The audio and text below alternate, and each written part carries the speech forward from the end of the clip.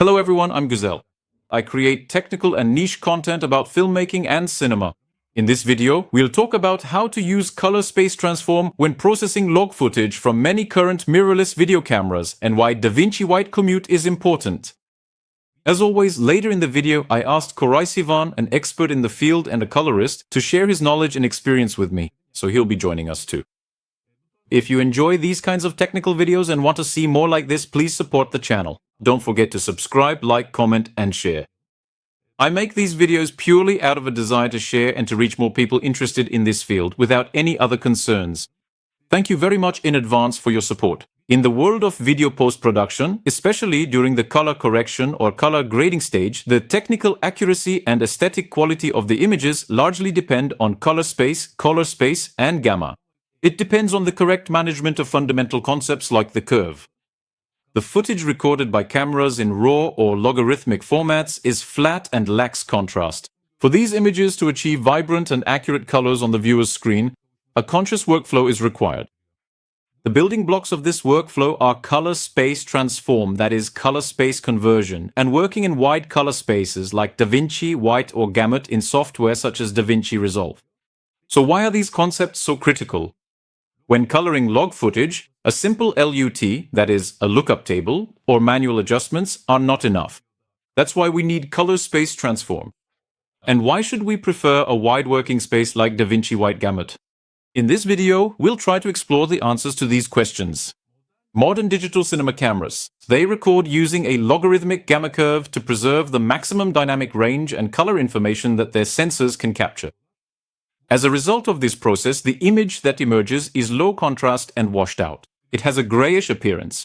The reason for this is that the log format is not an aesthetic choice. It's a technical starting point designed to provide maximum flexibility in post-production. This is where color space transform or color space conversion comes into play.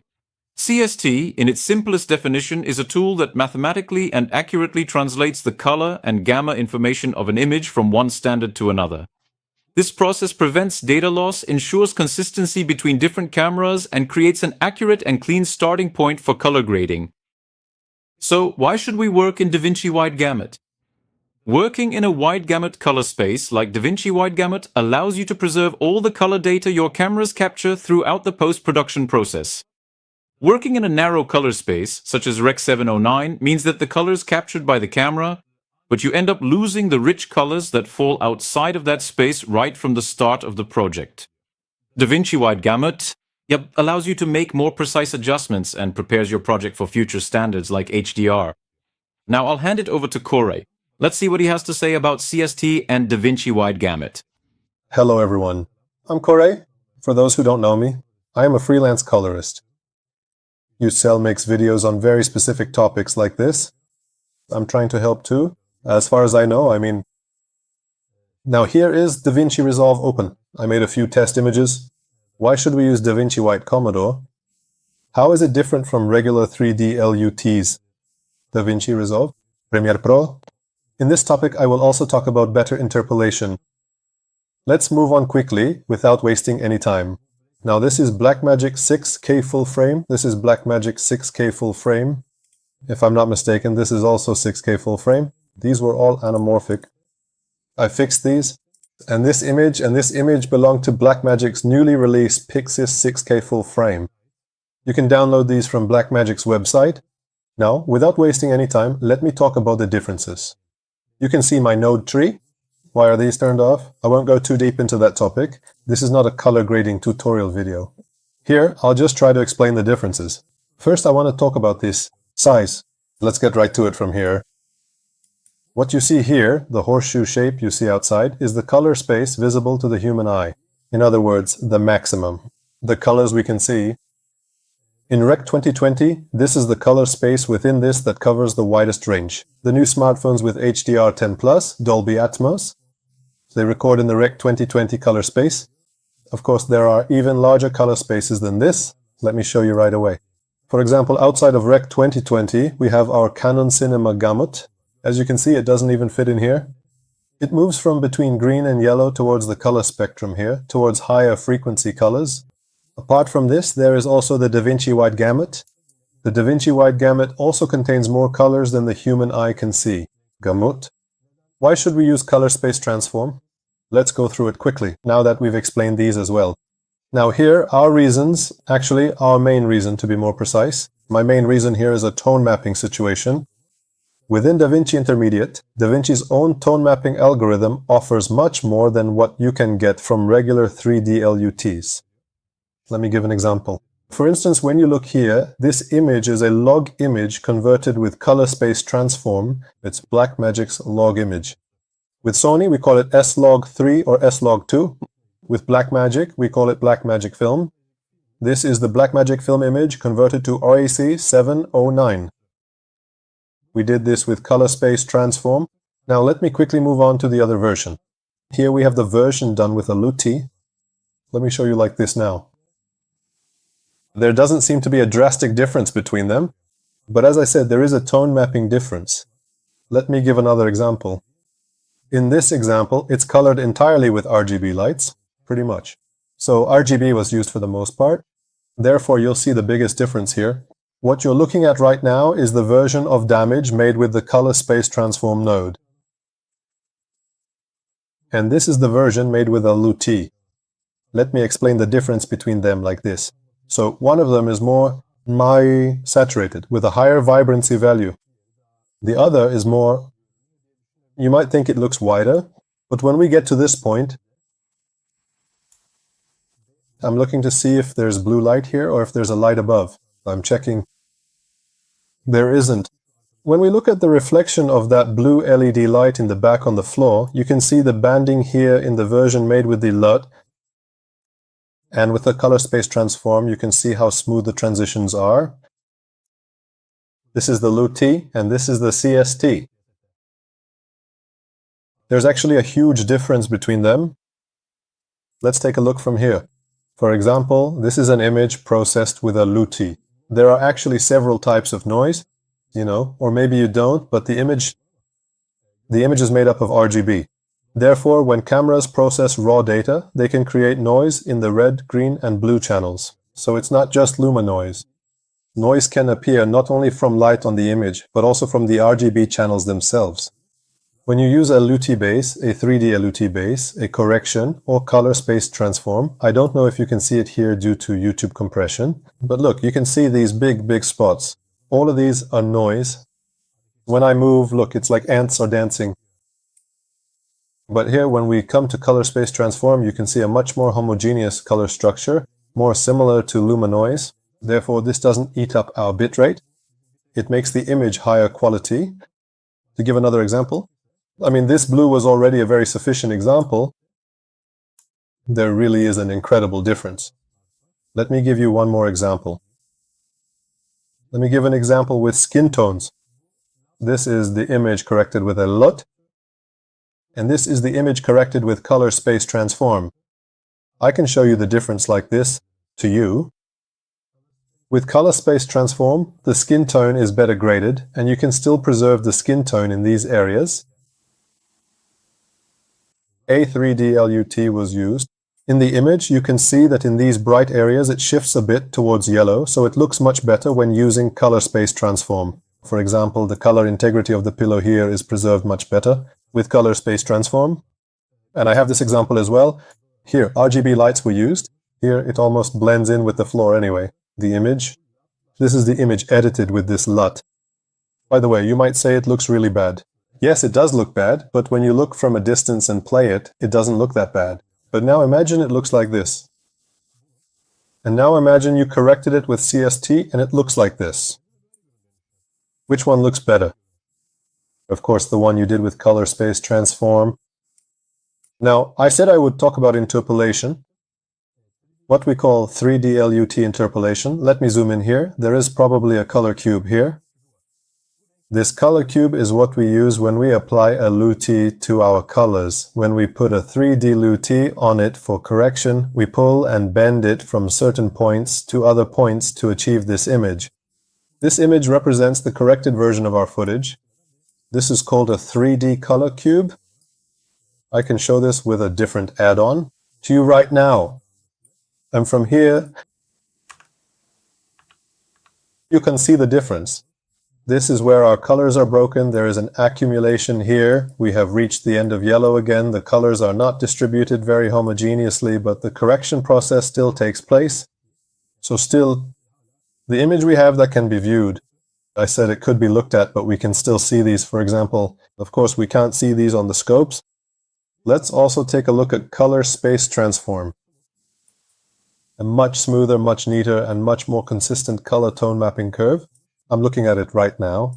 So there is a world of difference between the correction we do by applying a LUT and the one we do with color space transform.